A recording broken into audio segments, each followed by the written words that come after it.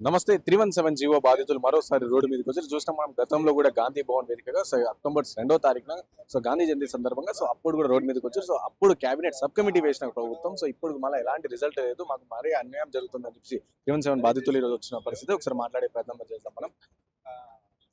Sir చెప్పండి sir, ప్రధానంగా మళ్ళీ మీరు అంటే గతంలో కూడా ఒకసారి రోడ్డు మీదకి వచ్చి గాంధీ భవన్ దగ్గర ప్రొటెస్ట్ చేసిన పరిస్థితి మళ్ళీ ఇప్పుడు కూడా రావడం జరిగింది.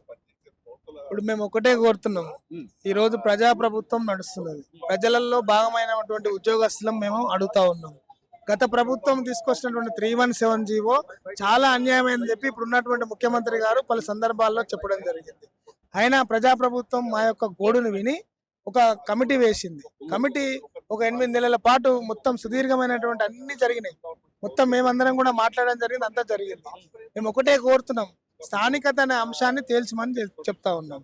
మరి కమిటీ మాకు ఉన్నటువంటి గౌరవ చైర్మన్ గారు చెప్పారు, తప్పకుండా స్థానికత అనే అంశం మీద తెలంగాణ ఏర్పడింది, స్థానికత అనే అంశం దెబ్బతిన్నది మనకు తెలంగాణ రాష్ట్రంలో, కాబట్టి మా ప్రజాప్రభుత్వంలో మేము కమిటీ వేసి మీకు అందరికీ కూడా న్యాయం చేస్తామని చెప్పడం జరిగింది. మాకు ఇంకా నమ్మకం ఉంది. కానీ నిన్న వచ్చినటువంటి జీవోలు ఏవైతే ఉన్నాయో ఆ జీవోలను చూసినట్లు పరిశీలించినట్లయితే ఒక కొత్త తనమని ఏమి లేకుండా కాపీ పేస్ట్ జీవోలుగా వచ్చినాయి. కాపీ పేస్ట్ జీవోలు అంటే ఏంటిది? ఆ 317 జీవోలు ఆ గత ప్రభుత్వం ఇచ్చినటువంటి వాటిని కాపీ చేసి మీద కమిటీ స్టడీ చేసి కింద కాపీ పేస్ట్ ఇవ్వడం అనేది చాలా దారుణమైనటువంటి విషయం. దాంట్లో కూడా క్లారిటీ లేదు. ఇప్పుడు స్పౌజ్ కేసులు ఇచ్చారు, స్పౌజ్ కేసులు మరి వేకెన్సీస్ ఉన్నంత వరకే అని చెప్పారు. మరి ఆ వేకెన్సీస్ తేల్చినప్పుడు అది గతం నుంచి అది పెండింగ్ ఉన్నటువంటి విషయం. మరి ఏ రకమైన న్యాయం జరుగుతుంది? స్పౌజ్ కేసులు ఎంత మందికి వస్తాయి అనేది మనం వేచి చూద్దాం. అది కూడా పెద్ద న్యాయం చేసినట్టు కనిపిస్తుంది. ప్రధానంగా న్యూస్ పేపర్లలో చూసుకొని 317 బాధితులకు ప్రధానంగా ఊరట లభించింది అని చెప్పేసి వార్తలు. అంటే ఎలాంటి ఊరట లేదంటే వీళ్ళు ఇచ్చిన కేబినెట్ సబ్ కమిటీ ఎలాంటి ఊరట లేదు, ఎలాంటి కొత్తదనం లేదు, కొత్తగా ప్రభుత్వం వచ్చి చేసింది ఏమీ లేదు. కాపీ పేస్ట్ జీవోలు ఇవ్వడం జరిగింది. ఇది తీవ్రంగా ఖండిస్తున్నాం ఉద్యోగ పక్షాన. ఇప్పుడు మేము కోరుకున్నది ఏంది? రాష్ట్రంలో ఉన్నటువంటి టీఎన్జిఓ గానీ టీజీఓ గానీ అన్ని సంఘాలు కూడా మాకు మద్దతు రావాలి. 317 మద్దతు కోసం అందరూ కూడా ముందుకొచ్చి ప్రభుత్వం దగ్గర కూర్చుంటారా, లేకుంటే మనం అందరం కలిసి రోడ్ల మీద ధర్నా చేద్దామా, ఏం చేద్దామన్న కార్యాచరణ కూడా రూపొందించాలి. ఎందుకంటే ఇది ఉద్యోగస్తులం. మేము గత సంవత్సరం నుంచి కమిటీ న్యాయం చేస్తామని నమ్మాం, కానీ ఇంకొక అవకాశం ఉంది. అసెంబ్లీలో పెట్టి తేల్స్తామని చెప్తున్నారు. ఇప్పటికైనా మేము ఒకటే కోరుకుంటున్నాం, జరగబోయే అసెంబ్లీ 9వ తారీఖు నుంచి స్టార్ట్ అవుతుంది. అసెంబ్లీలో పెట్టి చర్చ చేసి మా అందరికి కూడా స్థానికత అంశం సరైన నిర్ణయం తీసుకొని న్యాయం చేయాలి. ఇక అసెంబ్లీలో కూడా చేయకపోతే తప్పకుండా మా కార్యాచరణ ఉంటుంది. తప్పకుండా మేము అందరం కూడా చేస్తాం. ప్రజాప్రభుత్వాన్ని, ఆ నిరంకుశ ప్రభుత్వాన్ని మేము ఎదిరించి ఒడ్డెక్కగలిగాము. ప్రజాప్రభుత్వంలో తప్పకుండా ఎదిరిస్తాం. తప్పకుండా ఇప్పుడు ప్రజలు ఎట్లా విధంగా రోడ్లెక్కి మరి సాధించుకున్నారో ఉద్యోగస్తులుగా 317 జీవోల స్థానికత అంశం వచ్చేంత వరకు ఖచ్చితంగా పోరాటం కొనసాగిస్తాం. మా జేఏసీ పక్షాన డెఫినెట్ గా ప్రభుత్వం ఒకటే ఆలోచించాలి, వేసిన కమిటీ ద్వారా స్థానికత అంశం తేల్చి న్యాయం చేయని చెప్పి ప్రధానమైనటువంటి డిమాండ్ చేస్తా ఉన్నాం. సార్ చెప్పండి, అంటే గతంలో టీపీసీసీ చీఫ్ గా రేవంత్ రెడ్డి అప్పుడు వచ్చి కొంతమంది అమరులైన వాళ్ళకి కూడా వచ్చి నివాళులు అర్పించి అప్పుడు కూడా కొన్ని వాగ్దానాలు, కానీ ఇప్పుడు కూడా ఎందుకు పట్టించుకోండి? ముఖ్యమంత్రి గారు పట్టించుకోరు అని అనలేము. కానీ ఏమైతుందంటే కేబినెట్ సబ్ కమిటీ వేసిన తర్వాత కేబినెట్ సబ్ కమిటీ బాధ్యత, అది విషయంని చర్చించాలి, దానికి సొల్యూషన్ చూపించాలి. కానీ కేబినెట్ సబ్ కమిటీ ఎందుకు ఈ పొరపాటు చేసిందో మాకు అర్థమైతే లేదు.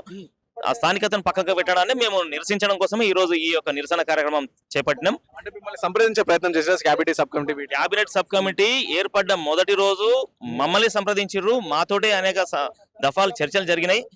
కానీ ఆయనకు మేము ఇచ్చిన ఫీడింగ్ అంతా తీసుకొని మేము చెప్పినటువంటి ఏ సవరణ చేయకుండా ఆ రోజు కేసీఆర్ ప్రభుత్వం చేసిన దాన్ని యాజ్ ఇట్ ఈస్ గా దింపి ఈ రోజు మళ్ళా రిపోర్ట్ ఇవ్వడం అనేది దురదృష్టకరం.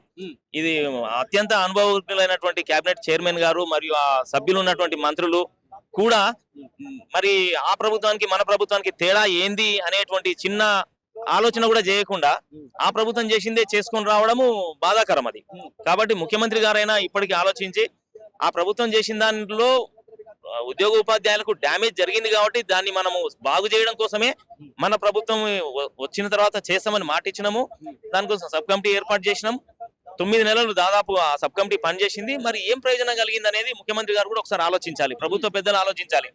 ఎందుకంటే ఇప్పటిదాకా చెప్తున్నారు కదా, స్పౌజులు ఒక అవకాశం ఇచ్చారు. స్పౌజ్ అవకాశం ఇస్తే సెంట్రల్ గవర్నమెంట్ అనేది ఉండే మనం తీసుకున్నారు కూడా అప్లికేషన్లు. వాళ్ళ విషయం ఏమీ లేదు. అందులో హ్యాండిక్యాప్డ్ వాళ్ళ కోసము 40% ఉన్నా కూడా ఇస్తాము అని మొన్న అప్లికేషన్ తీసుకున్నారు. మళ్ళీ 70 ఉంటేనే ఇస్తామంటున్నారు. వాళ్ళకేం ఊరట కలగలేదు. మళ్ళీ ఒకటి వ్యాపారానికి లేపడానికి ఒకటి మ్యూచువల్ అనేది ఒకటి చేసిర్రు. మ్యూచువల్ అనేది వాస్తవానికి బాధితుల రక్తం దాగడమే ఈ మ్యూచువల్ ట్రాన్స్ఫర్ అనేది. ఎందుకనంటే లక్షలాది రూపాయలు చేతులు మారుతున్నాయి.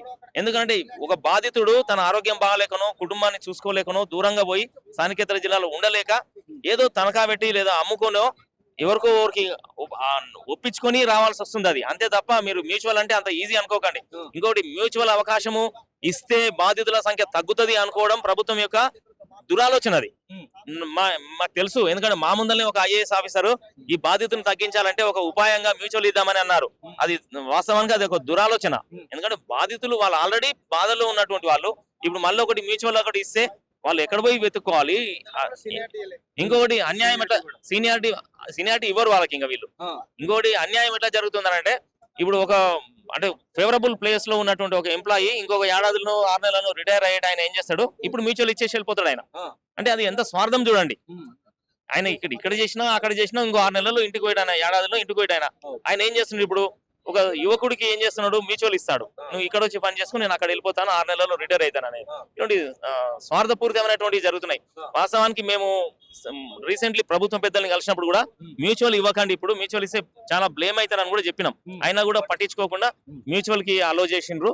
ఈ స్పౌజ్ అండ్ మెడికల్ అనేది వాస్తవానికి కేసీఆర్ ఉన్నప్పటి నుంచి చేస్తూనే ఉన్నాడు. అవి ఈ 13 జిల్లాలు మాత్రం ఆపిండు. ఎందుకోసం ఆపిండు అంటే ఇక్కడ వేకెన్సీస్ లేవని ఆపిండు ఆ రోజు కేసీఆర్. మరి ఈ రోజు ఒకవేళ మీరు ఈ వేకెన్సీస్ క్రియేట్ చేసి ఇస్తే ఈయన వీళ్ళకి మేలు చేసినట్టు. లేదు అని అంటే వీళ్ళని మళ్ళీ రివర్స్ స్పౌజ్ ఇచ్చేటట్టుగా మీరు ఆ జీవోలో పెట్టినారు. మీరు చూసిండ్రు అది it is not necessarily needed to be place them in the focal area అని పెట్టిండ్రు అందులో ఒకటి. ఇంకోటి కాబట్టి intention of the government is to keep wife and husband together అన్నాడు. అంటే వీళ్ళను అడిగిన చోటుకే తెస్తామని కాదు, ఇద్దరు ఒక్కో చోటు తీసుకొస్తామంటే వాళ్ళు వాపస్ పంపే అవకాశం కూడా ఉంది. కాబట్టి ఇది బాధితులు అడిగినటువంటి జీవోలు గానే కావు ఇవి. స్థానికత కోసమే కేబినెట్ సబ్ కమిటీ ఏర్పాటైంది.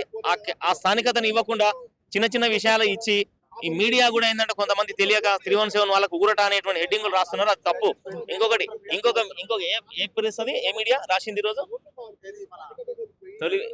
ఏదో ఒక పేపర్ లో ఈరోజు జేఏసీ నాయకులు హర్షం వ్యక్తం చేశారని రాశారంట. అది చాలా తప్పు. అది ఎందుకంటే తెలిసి తెలియక మీడియా రాయకూడదు. మేము ఈ 3 జీవోలను తీవ్రంగా ఖండిస్తున్నాము.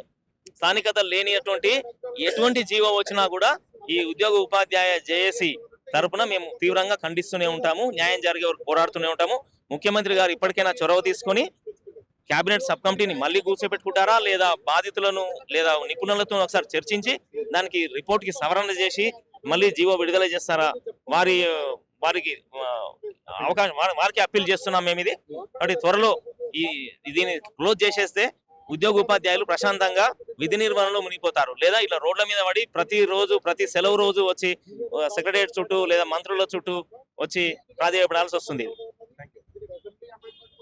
సో విన్నారు కదా, ఇది 317 జీవీ బాధితులు చెప్తున్న పరిస్థితి. సో ప్రధానంగా ఏదైతే కేబినెట్ సబ్ కమిటీ ఇచ్చిన రిపోర్ట్ ఏదంటే సో గత ప్రభుత్వం ఏ విధంగా సేమ్ అదే విధంగా ఈ ప్రభుత్వం కూడా ఇచ్చేసింది. సో దీనివల్ల మాకు ఎలాంటి న్యాయం జరుగుతలేదు. సో గవర్నమెంట్ పునరాలోచన చేసి దీనికి 317 సంబంధించి కేబినెట్ సబ్ కమిటీ ఏదైతే రిపోర్ట్ ఇచ్చిందో దాన్ని పునరాలోచన చేసి దాన్ని సవరణ చేయాలని చెప్పేసి 317 బాధితులు కోరుతున్నారు. లేని పక్షాన ఎలాగైనా సరే దీన్ని మా ఉద్యమాన్ని ఉధృతం చేస్తామని కూడా ప్రభుత్వానికి అల్టిమేటం పెట్టారు. కెమెరా పర్సన్ సాయితో రాణా ప్రతాప్ రిపోర్టింగ్ ఫ్రమ్ హైదరాబాద్.